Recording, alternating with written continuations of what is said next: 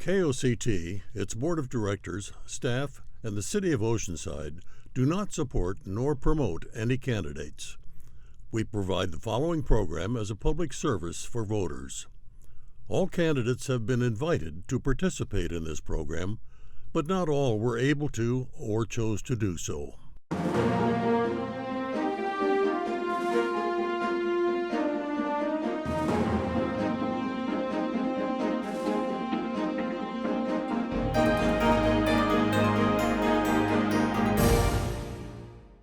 Good afternoon and welcome to this special election edition of North County Roundtable. I'm Kent Davy and I'm honored to be your host today as we join candidates for Oceanside's 4th District City Council in a discussion of the issues and challenges of the day.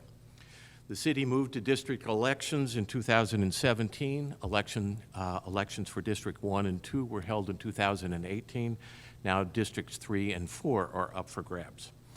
The city's 4th district, often referred to as the Central District, ranges from roughly Oceanside Boulevard to the south to San Luis Rey River at the north, from east of Melrose over to El Camino, Rancho del Oro, and Douglas Drive on the west. The area includes the neighborhoods of Ivy Ranch, Rancho del Oro, and a portion of San Luis Rey. Candidates with us today are Peter Weiss, Jane Marshall, and Michelle Gomez. A 4th candidate, Morgan McCrae, is not attending. I'd like to start by asking each of the candidates to give us a brief explanation of who they are, who he or she is, why he or she's running, and what are their top priorities. Peter, can we start with you? Sure. Hi, my name's Peter Weiss. I'm the mayor of the city of Oceanside. I was not elected mayor. I was actually appointed mayor after former Mayor Jim Wood resigned due to health reasons, and he actually recommended me for the position. I'm running for Oceanside City Council District 4 to make sure the progress we've made over the last few years continues and the prosperity that we have created and the stable investment environment we've created within the city of Oceanside maintains so we can continue to attract and retain good paying jobs and businesses. Jane, could you do the same? Okay, hello everyone. My name is Jane Marshall, and I've lived in District 4 for 30 years. We've raised our kids, we've grown our business. I'm the president of our corporation for 18 years, responsible for operations, fiscal responsibility, and also ethical compliance. I've been in Oceanside active for the last decade, volunteering from the Downtown Ambassador to Friends of El Corazon. I helped make over 100,000 meals for the seniors and homeless at the Oceanside Kitchen Collaborative. I'm invested in Oceanside.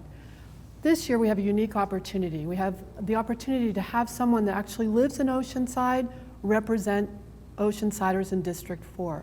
And that's why I'm running, because there are many community members in Oceanside, District 4, that are unhappy with the current way things are going.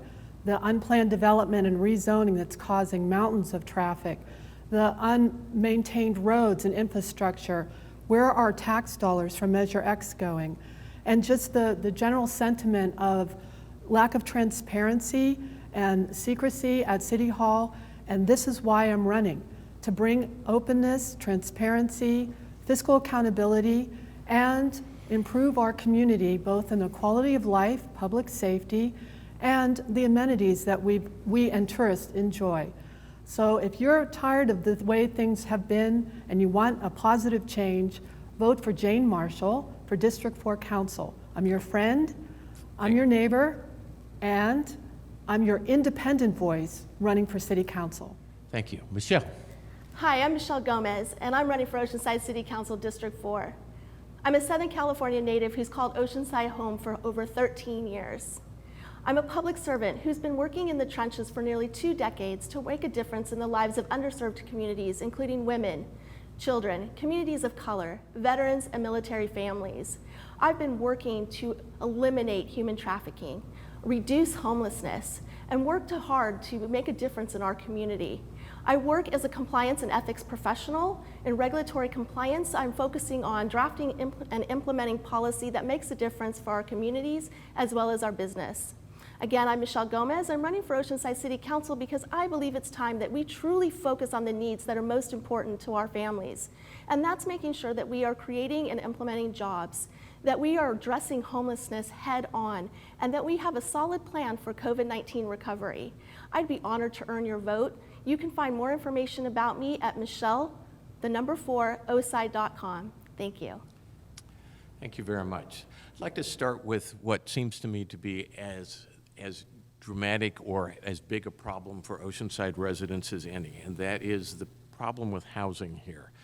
Current mortgage rates, home buyers here need resources for approximately an $80,000 down payment, plus annual income of over or more than $60,000 a year to buy a median-priced home. The city's housing plan calls for at least 5,400 units between now and 2029. A good many of those, I think about a third of those, as low-income and very low-income housing. While city planners suggest that there's sufficient infill space to build the housing, infill is hard to develop. It's not the favored role of developers generally. How do we address this? Peter, you want to start? Sure, and I think and the numbers you're referring to are those RENA numbers, but there's also a gap of housing across all affordability levels, not just the lower end.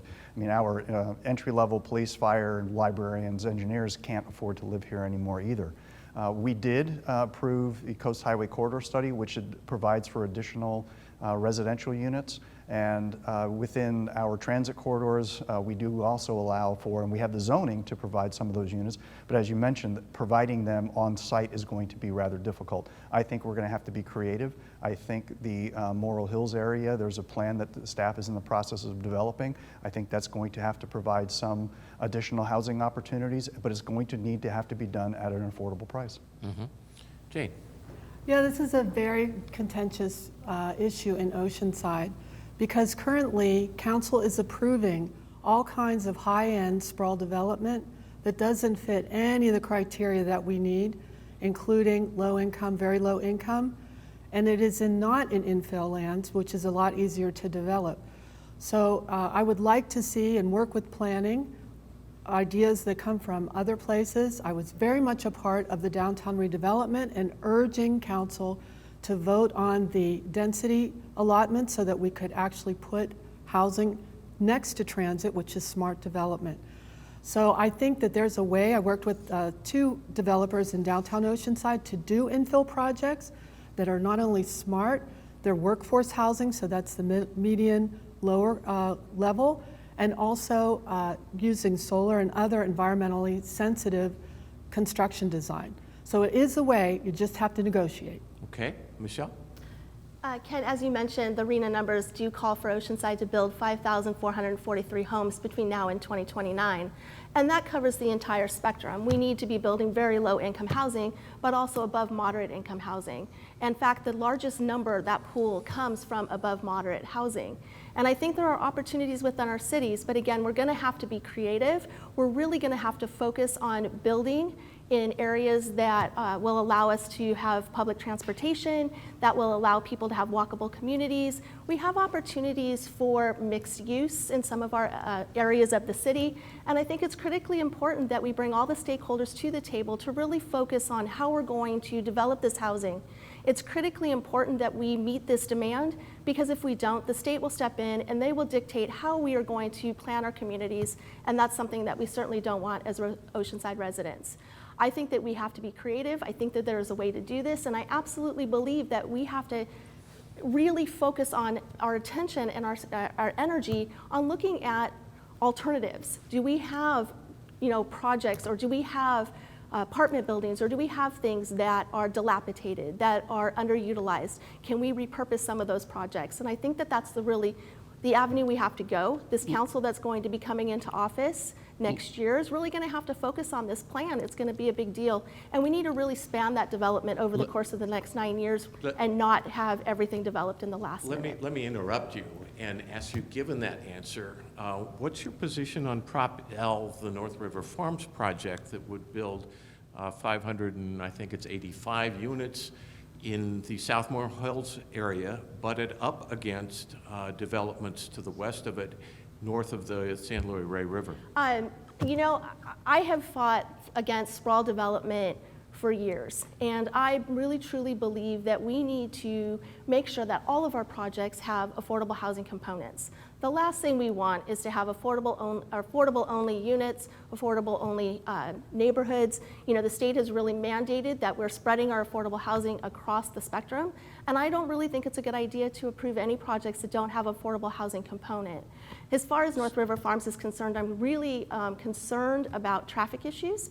I live about a mile away from that project site, and I think that we really have some things that we need to be concerned with in relation to traffic and making sure that there is affordable housing in every project. So that's a no, I don't like Prop L, is that correct? You know, the project just changed again recently, and I'm still looking at it and making a determination on how I'm going to vote on that project. Okay, given your comment about sprawl, Jane, the property, or 173 acres of the property, is currently zoned for estate-sized development, so you could have 70 or so 2.5-acre plots with mansions or mini mansions on them. Isn't that real sprawl?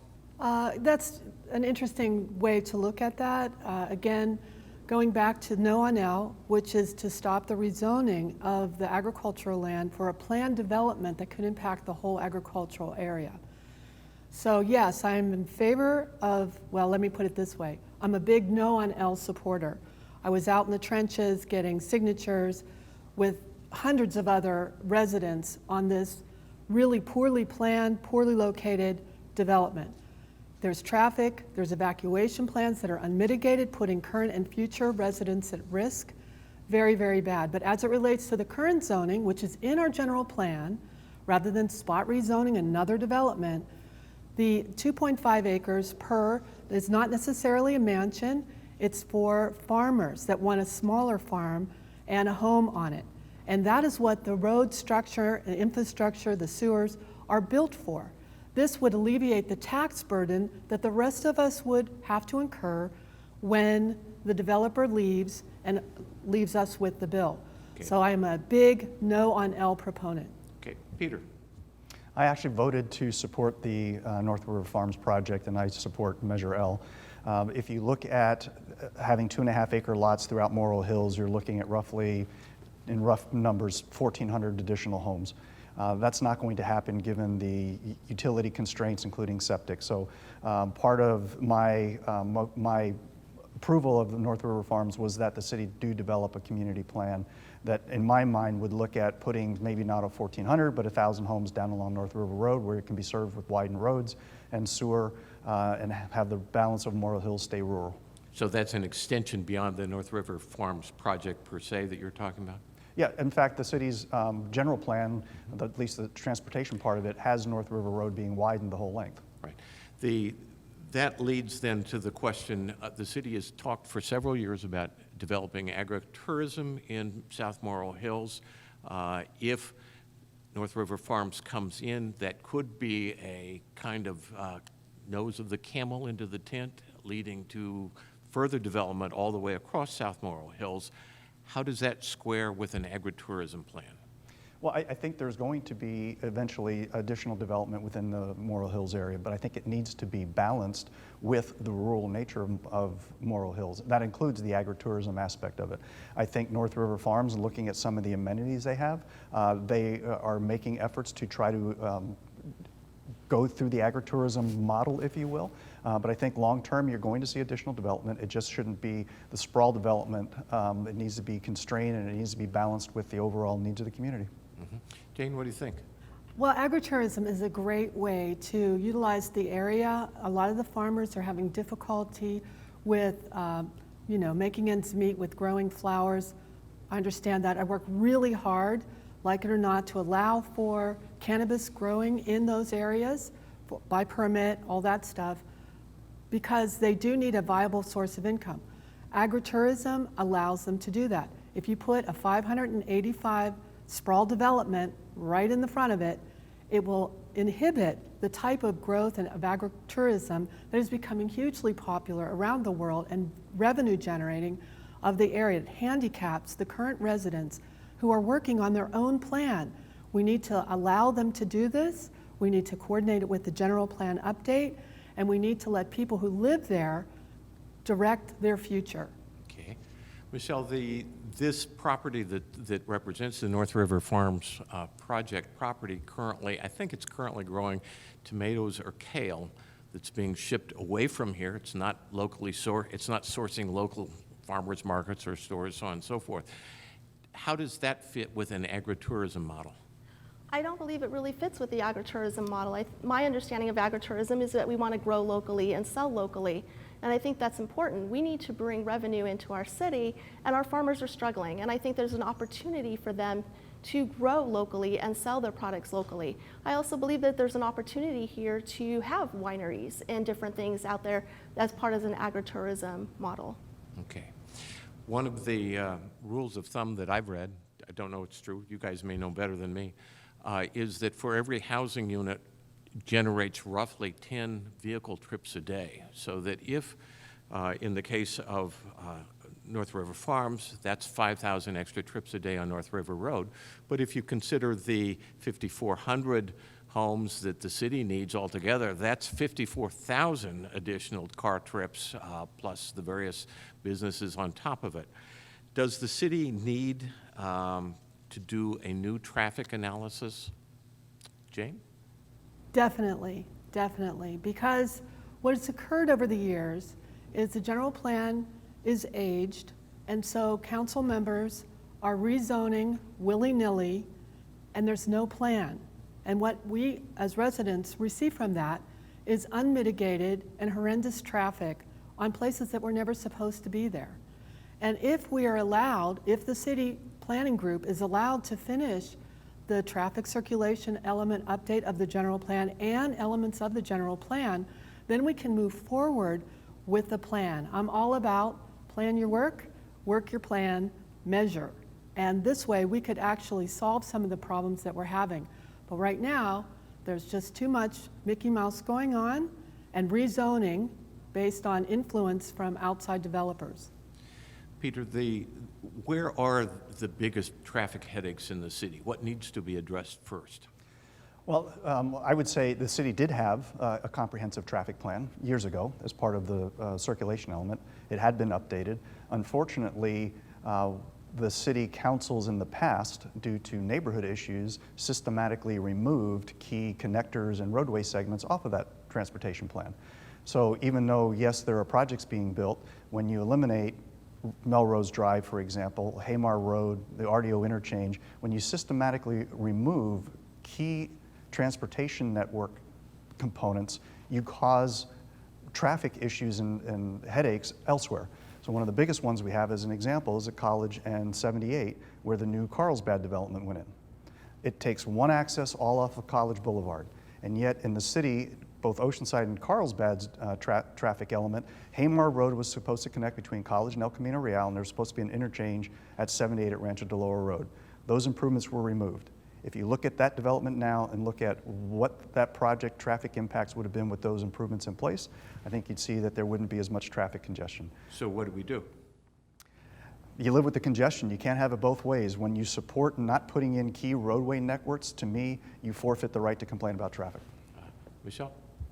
I think the biggest bottlenecks are on the 76, and that's where I live. I think that we have a really big issue where we have people that are traveling from Riverside County to the base, and we have never done anything to address those concerns. And that goes back to affordable housing.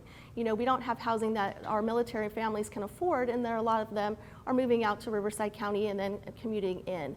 So we really have a problem there. The 76 is a big deal. Again, I agree that College and the 78 is also a bottleneck and a big deal, but how do we address these concerns? And I think that we owe ourselves to look at a traffic plan again and really look at some calming measures and how we can really calm some of the traffic issues that we're dealing with, and also eliminating cut-throughs through some of our neighborhoods. I know that a lot of residents are concerned about the fact that they have traffic cutting through their neighborhood, and we need to find ways to alleviate those concerns.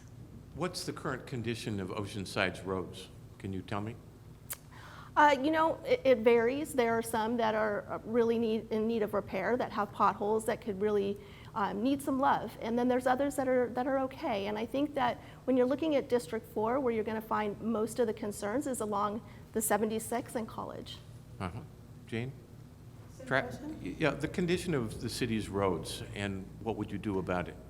Well, it's my understanding that 2 years ago we all voted on Measure X sales tax because this was aimed to provide additional road monies, revenues for improving our roads, as well as allowing for, I think, some fire and emergency services benefits, which we also needed. Yet, you know, it's 2 years later, and where is that, right? I think that's what a lot of residents are asking. The issues in District 4 are clearly Oceanside Boulevard, parts of College, clearly many parts of Mission Avenue. And then there's also neighborhoods that are starting to crumble too, especially the older neighborhoods that don't get a lot of attention.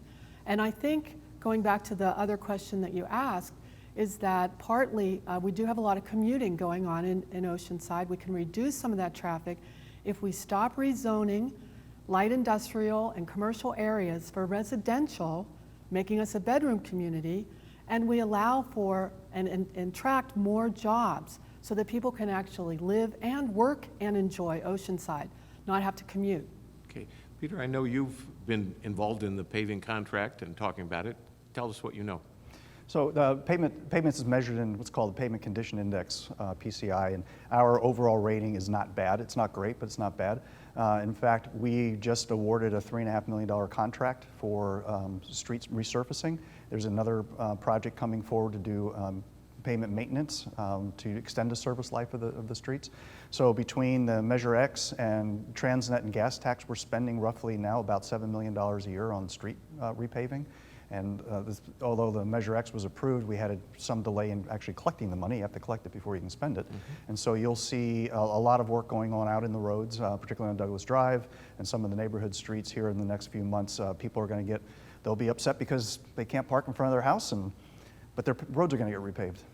Are there other infrastructure needs that are critical right now in the city, water, sewer? What might they be? So I would say I think we have a very good handle on both our water and sewer, and particularly the long-term maintenance needs and funding for them. So we have not had the significant issues that other cities may have had as far as having sewer failures. I think the biggest unknown are our storm drains, given the change in all of the dynamics of what we're seeing with climate change and some other things. Our storm drains are going to be able to handle the overall runoff that we're going to see as we move forward. Jane, what do you think? Yes, there are certainly roads need a lot of help. Certainly there are, I know the downtown area, because I'm involved in the downtown redevelopment, has gone through a lot of infrastructure, sewers and water.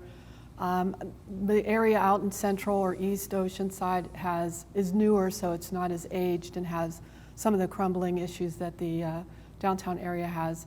But there's also some bridges. The one I'm thinking about is the one that crosses over from Oceanside to the harbor. It's crumbling and it's not, it needs to be addressed quickly. And there's some other infrastructure like that needs to be addressed. But it just seems to me and to many of the other residents here in Oceanside District 4, the council is not focusing on the right things. And these are the things that matter to the residents. Michelle?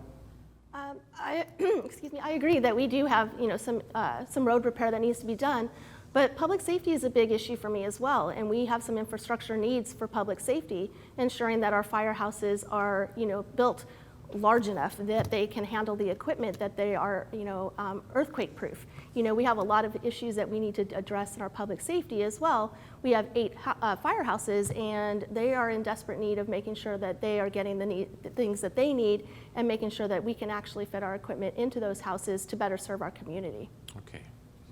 Let me ask you, Michelle, the county's 2020 We All Count survey of homelessness reported that it reported in late January that Oceanside observers were able to count 408 homeless people in the city.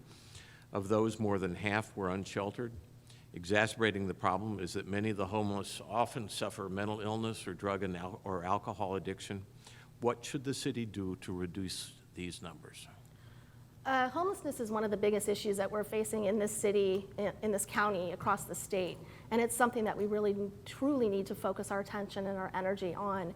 And I believe how we do that is we work with our counterparts, we work with our nonprofits, and we find solutions that are actually manageable, that we are finding solutions to handle mental health, that we are finding solutions to handle substance abuse problems. We also have a really untapped issue of homeless students, and we have an opportunity where we could work with Maricosta College and develop a plan and criteria for how we can develop affordable housing for homeless students to get them off the streets and off surf couching, or couch surfing, I should say.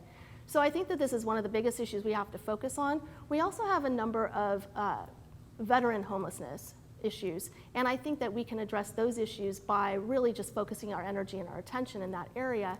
Homelessness is systematic, and we really need to be focusing on reducing homelessness and helping people before they're actually on the streets, and I don't see that we're doing enough in that regard. Okay. Jane, what do we do?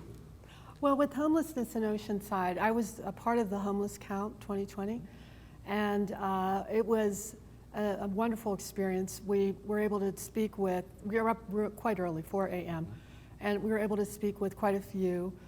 Some of the suggestions we got from them are pretty pragmatic. Like, we need a place to hang our hat, get our mail, and take a shower and be human. And I do support Brother Benos, who tries to reach out to those that are fallen down on their luck and provide them transitional services. As well as I'm watching very carefully, I think it's Escondido that has purchased a defunct, not really operable hotel and is trying to convert that into homeless shelter. I also support Vanessa Graziano, who does a lot of homeless outreach and working with the Oceanside Kitchen Collaborative to make meals. There's a process to get people back on their feet, and that includes getting them food, getting them dignity, shelter, getting them dignity, getting them back into the workforce if possible, or mental support, one way or the other. Thank God Tri-City reopened its mental health unit. And we can do that, but we have to focus on the hard part, not the easy part. Peter, homelessness. I would say that there's not one solution. There's going to be multiple solutions. One of the things we've recently done is work with the county to open a crisis stabilization unit because of the Tri-City closure of its behavioral health unit. So we have that. We've also now opened a sobering center here in Oceanside, where before, if the police picked someone up who had issues, the closest sobering center was in La Mesa. We also added a second homeless outreach team, and we have social workers that go out with them. And so, to me, there are partner organizations that we actually partner with, that if you are in a position where you want help, there is help available. We have an issue with the criminal homeless, and I think there are some issues coming forward that have caused some of that criminal homeless to be on the streets, namely Prop 20 on the November election. So there are things we're doing right now. It's kind of suspended, but we have a comprehensive program in place. In fact, over the last month, I think we took, last report I saw was 27. We got off the street into transitional programs. So I think we're making progress, but it's slow. The city, as I understand, recently got a $650,000 grant to build a 50-bed shelter, if I understand that correctly, and there's possibility of receiving up to $4 million over the next 5 years to operate it. If my understanding is correct, where should that be located? So we are looking at two options. We're partnering with two different groups. One of them is acquiring a land down by Apple and Greenbrier Streets, and if they're successful in acquiring that land, then we would look at a partnership with them. But what you'll be seeing from the City Council probably in the next 4 to 6 weeks is we're going to be issuing a notice of funding availability to partner with other groups that are out there to put together some type of formal program. So the sites we've identified is the one by Greenbrier and Apple, and the other one we're looking at is the former Ocean Shores High School. Okay. Jane? Yes. Yeah, as far as the homeless shelter area, I know there's a lot of homeless currently down by the Apple Street, and that is because it's next to transit. So I think that is a primary criteria, because once these people are able to be housed, then it's the next step in getting their services, whatever that might be, as well as job opportunities. So I support that as long as it's done in combination with experts that are doing these things like solutions for change, et cetera. I know that there's been talk about putting it out by the Futures High School, which is El Camino Real, and kind of next to Evergreen Nursery. And I just think that is the wrong place. It's out in the middle of nowhere. It doesn't have the service and the transit services available to them. And though it's easier land to develop, it's not necessarily the best place for those people that are trying to recover. Michelle? I support the Apple and Greenbrier area. I think that is the best solution. It is near transportation. Also, I think we need to take it a step beyond just housing. We need to make sure that we're bringing in the right, nonprofits and third parties that can help with the mental health issues and the substance abuse issues. Because housing is homelessness is multi-layered. It's not just putting someone in a house. We need to really work with these people to help them get back on their feet and really address the underlying causes, not just put a roof over their head. Right. Okay.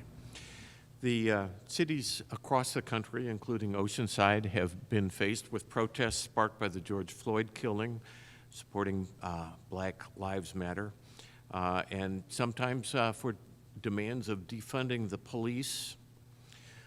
Sometimes the protests have turned violent. Does Oceanside need to examine its policing policies, training, and resources? Jane? I think that every department needs to have kind of a plan and maybe a post-mortem each year to look at what they've done really well and what maybe they'd like to do, but they haven't been able to succeed, and why. Do I support in defunding the police, which is a big social media thing at this point? No. I've talked with Police Chief McCoy. He has started community policing long before other cities. There are opportunities, I'm sure, if he had the right resources to allocate towards more social work and transitional support. But at this point, it's, I think, citizen safety is first, because the homeless community consists of quite a few different variables. As Peter Weiss mentioned, there's a criminal element to it. So we're not sure when there's a call what kind of homeless situation will be addressed. So I think that there's maybe a consortium or a team of cross-functional folks that can address, visit, address, and then create the appropriate remedy. Okay, Michelle. Yes, we've all seen the horrific things that are happening around the country, and I don't feel that Oceanside has experienced a lot of those things, and I think that that's attributed to our Oceanside Police Department. I think that every department has room for growth and training. I think we need to continue to look at what other departments are doing and grow and work on de-escalation and really build our community relations with trust and transparency.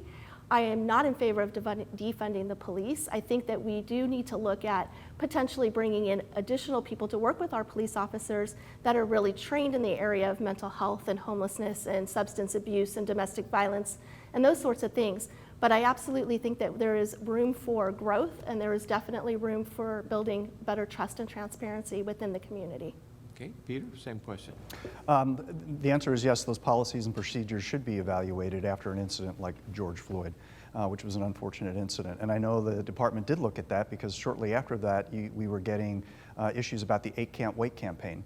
And in reviewing those policies and procedures, although not word for word, we actually had implemented all 8 of them with the addition of the no chokehold, which is countywide was included. So I think that those policies and procedures should be looked at, and it shouldn't take an incident to do that. And whether it's a George Floyd incident, whether it's a workers' comp incident, or whether it's some other disciplinary issue or incident, those things should be, and I know they are being evaluated whenever there's a significant issue. In light of that, should there be some sort of citizens review board of police or police conduct, and what, if so, what kind of teeth should it have? So we already do have a police and fire commission, although they do not at this point in time look at use of force incidents.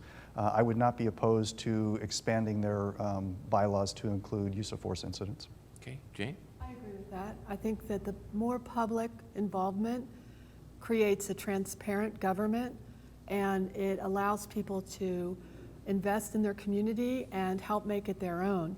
So whether it's policing or any other kind of issue that's come up that it's not been well addressed or understood, I think that having a community commission that is allowed to make, like for instance, ethics too. We need a commission on ethics. And these people will make recommendation and or evaluation for whatever the situation has gone on. So I think more community involvement is better than less. Okay. Michelle? I absolutely support a oversight committee. I don't know that it should be part of the Fire and Police Commission. I think it should be separate.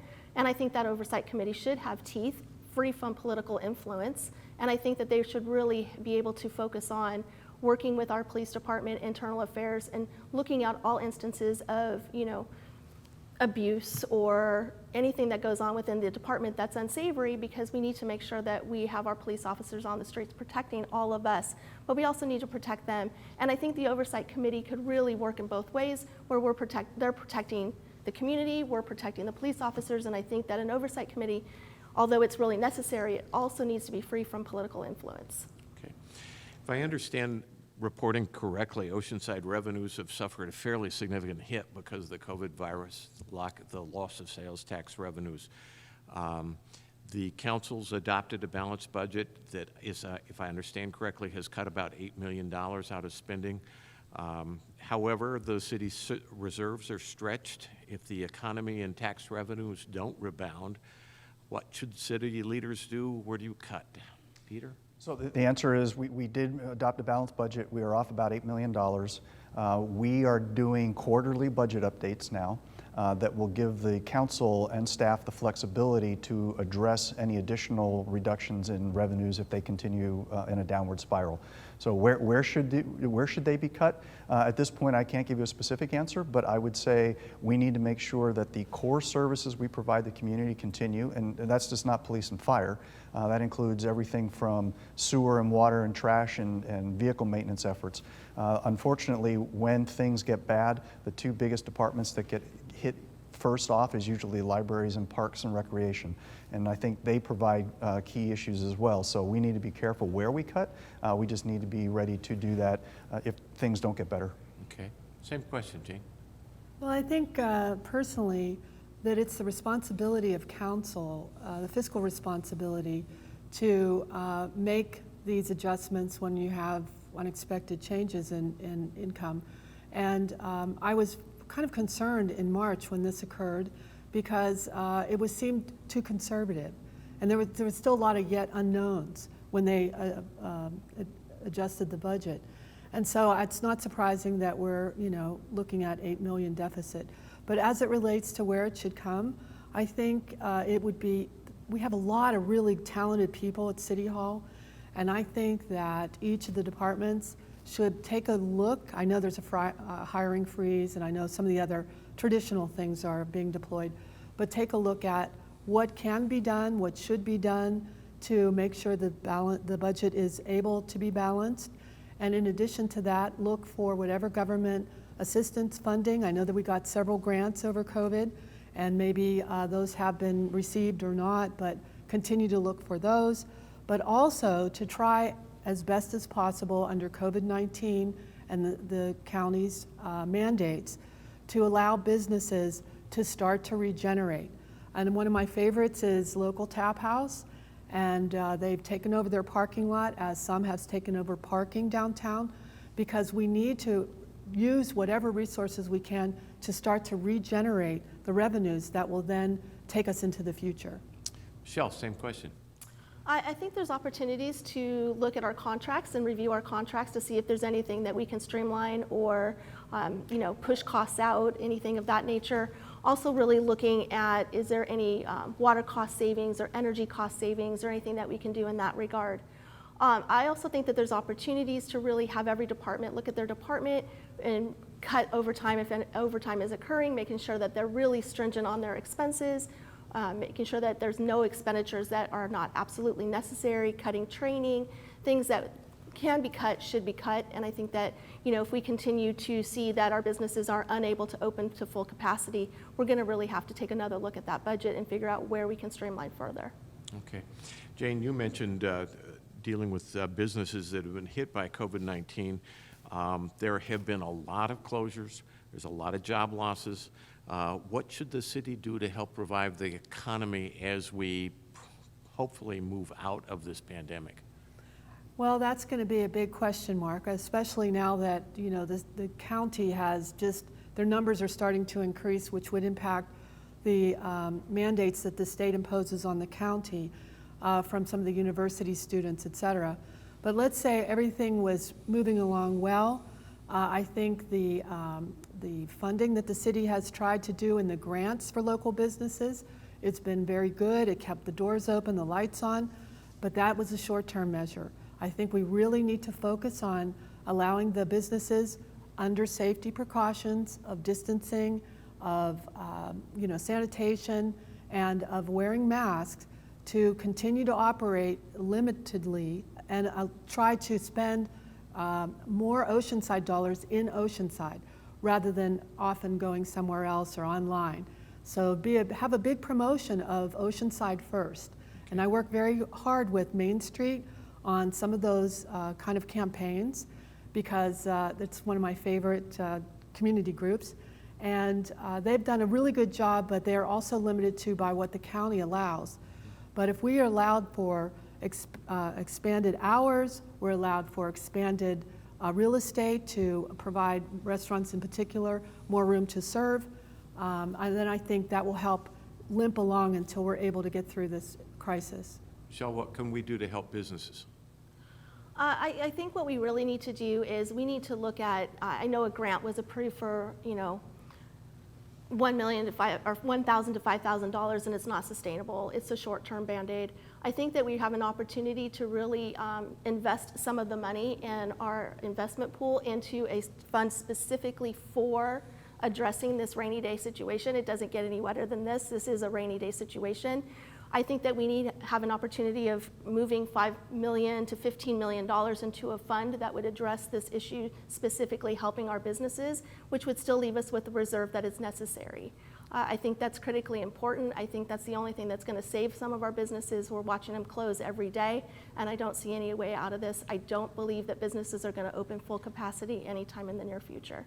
Okay, Peter, same question. Anything and everything we can do. So we have already implemented streamlined inspection programs. We have streamlined outdoor use programs. So whether it's going just in the parking lot or even out into the street, we have programs in place right now that businesses can do that. So we are doing everything we can. And as we start coming back out of this, as they slowly back open, because they're not going to open in one, you're not going to go from 25% capacity to 100%. We need to do whatever we can to make sure that those businesses stay and continue to be responsible. Safety, of course, but anything we can do to help them. And that's going to include everything from our fire inspections, building inspections, and planning processes to keep them open as much as we can. As the COVID-19 has depressed sales because of business closings and city sales tax revenues are down, Prop M hopes to, if it's passed and imposed, generate $2 million a year in revenue for city coffers. Do you support or oppose it? Why? I do support it. It's generally not going to generate a lot of money right away because it's going to take some time before we actually start seeing some of the revenues coming in because of the businesses that are going to be impacted. But my issue with that would be, is that money, the intent of that money was to go to help offset the enforcement of the cannabis provisions, including going after the illicit market. Okay, Michelle? While we do need to bring revenue into our city, I do have issues with Prop M and I do not support it. I find it really problematic that we are taxing medical marijuana and we don't have adult use. Essentially, we are taxing medication that is required and necessary for some of these patients. I find that problematic, and we're looking at anywhere between 38% and 50% when we tack on local as well as state taxes. What's going to essentially happen is patients are not going to be able to afford that. I don't see cannabis professionals coming into our city. I think that patients will continue to go to neighboring cities to get the medication that they require, leaving Oceanside to continue in the black and gray market. Okay, Jane? Prop M. Yes, I do support it because I believe that it is a viable alternative medically for many, many people. I didn't initially, but I've done a lot of research, and though it's not something I would choose, I don't feel that it's something that I need to prohibit. At the same time, I think that the Measure M would allow for the city to recover some of its watchdog activities that are necessary to keep things okay for the rest of the citizens in Oceanside. But at the same time, I know that it drives people from the open sales market into the black market because the costs are extraordinary. So maybe if we're able to get that passed, but yet at the same time consider how much is taxed through all the different steps of cannabis production, including sales, that then you could not only help people that need it for medical marijuana, people that want to use it recreationally, and the city would also get some revenue as well. Okay. How do you view Prop K, the term limit proposition? Yay Oh, or I like nay? it. I think that we should all try to support our community. I think we should, as much as possible, try to serve our community. But I think there's a time when we need to limit how long that someone is in office. Because there's a natural tendency, I believe, that, I'm here, it's my job, rather than it's a vocation, it's a calling to help serve your community. And I believe the term limits will allow this rotation of new ideas, new blood, and new generation into our community. Okay. Michelle, term limits? I support term limits. I think it's necessary to really get more people involved in our community and our city. I think it's important that we allow people the opportunities to be involved, but also to grow with our city. I would have liked to have taken it a step further. I would have liked to have seen that us also address the fact that we need campaign contribution limits. The city of Oceanside is one of 5 in a county of 18 that doesn't have contribution limits, and I think that that's problematic. I wish that we had added that on, but I do support the term limits. Peter? I reluctantly supported it. I think we already have term limits. It's called every election every 4 years. One of the downsides to me of having term limits, and I think 12 years is a reasonable amount of time, is that a lot of the regional boards and commissions, whether it's SANDAG or NCTD, it takes several years before you can get into an influential or leadership position. And my fear of having a specific set of term limits is once you get someone who's at that point in those regional boards and commissions that can significantly influence the amount of money the cities get and how do they distribute the money, would be at a time when they would be impacted by the term limits. Okay. The city's vulnerability assessment in 2018, vulnerability on sea level rise and climate change, based on the National Research Council projections, said that there is a possibility of 1.5 feet sea level rise within 12 years and perhaps even more than 5 feet by the turn of the century, by the 21st century. If you agree with that assessment, what steps should the city be taking now to deal with this? Peter, you want to start? So, sure. So we have already taken steps to look at the risks associated primarily along the San Luis Rey River and the coastal areas and what we need to do to reinforce particularly our issues, more concerned about public utilities. And at this point in time, we're fairly comfortable that the majority of those public utilities, primarily sewer, water, and roadways, are going to be protected, but we are going to be putting in place additional plans and looking at long-range efforts to what are the costs involved if we start having to do any type of additional armoring or protection. Okay, Michelle? Sand erosion is a big issue. Oceanside bills itself as a tourist destination, and if we don't have sand on our beaches, tourists aren't going to come. So no amount of hotels are going to really help with tourism as long as we don't have sand. It's a really big problem that we need to focus on, but I think that we need to really focus on advancing studies and bringing in federal government to really help us mitigate the issues that we have experienced as a result of the Camp Pendleton Harbor. Okay. Jane? Well, it is a big part of Oceanside, our beach, and making sure that it is a viable community recreation area for the citizens as well as tourists, and the TO tax and sales revenue that we achieve from that.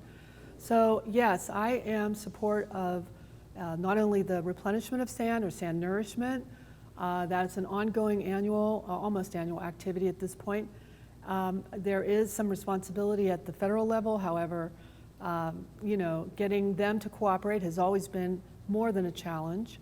And so I understand now, I just attended the Zoom meeting 2 nights ago about some ideas that the planning department and with Kyle Kroger, working on what we can do from a short-term, long-term standpoint.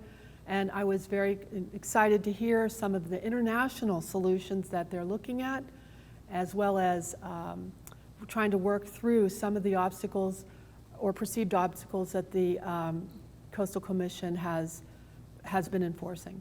Okay, thank you. We are about out of time, and I'd like to have closing remarks from each of you. Michelle, you want to start briefly? Absolutely. Oceanside deserves a council member who's going to listen to every resident and address the concerns that are most important to all of us. I'm committed to focusing on the issues that are most relevant and most important, and that's COVID-19 recovery, bringing good paying jobs to our communities, addressing homelessness, which is one of the biggest issues that our city is facing. I am committed to doing the things that are necessary in our community to really focus on Oceanside and improve the quality of life for all of our families. I'm endorsed by the Oceanside Firefighters Association, the California Nurses Association, the San Diego and Imperial Counties Labor Council, and I would be honored to earn your vote and your support.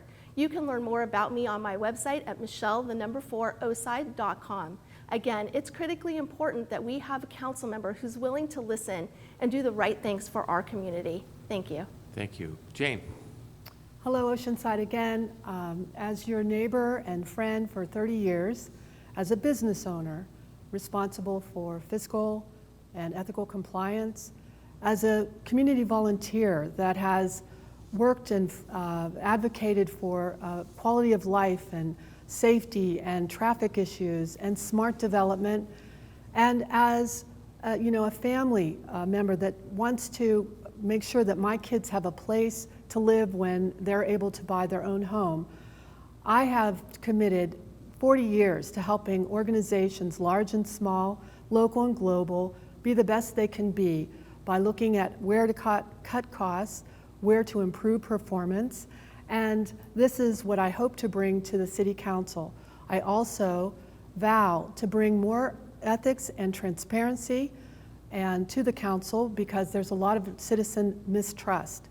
So I am the local community favorite. I'm community sponsored, and I am not taking any donations from developers or special interests that they develop to, so that I can be your independent voice. Vote for Jane, number4.org. Thank you. Thank you. Peter. Hi. My focus is going to be, and it has been, on fiscal stability and the economic recovery following COVID. I understand the difference between the policy issues at the council level and the day-to-day operating issues at the city manager and staff level. If you're satisfied with the overall economic prosperity we've experienced over the last few years, you're satisfied with the increased property values and the increased jobs that we've created over the last few years, then vote for Peter Weiss. I'd like to thank each of you, Peter Weiss, Jane Marshall, Michelle Gomez, for your service, your desire to serve the city of Oceanside, and your attendance at today's discussion. I'd like to also thank the Veterans of North County Center for allowing us to use its facility for this broadcast. You can rewatch this roundtable and other Oceanside election discussions and view candidate statements for this District 3 and other races on KOCT.org. Please remember to vote. Every registered voter will receive a mail-in ballot during the week of October 5th. Ballots can be returned via the U.S. Post Service or can be tracked at sdvote.com. You can also drop off your mail-in ballot at one of 4 drop-off locations here in Oceanside. Polling places will be open for 4 days prior to the November 3 election, where you can either drop off your mail-in ballot or exchange it for a paper ballot to vote in person. I'm Kent Davy. This has been North County Roundtable. Thank you for watching.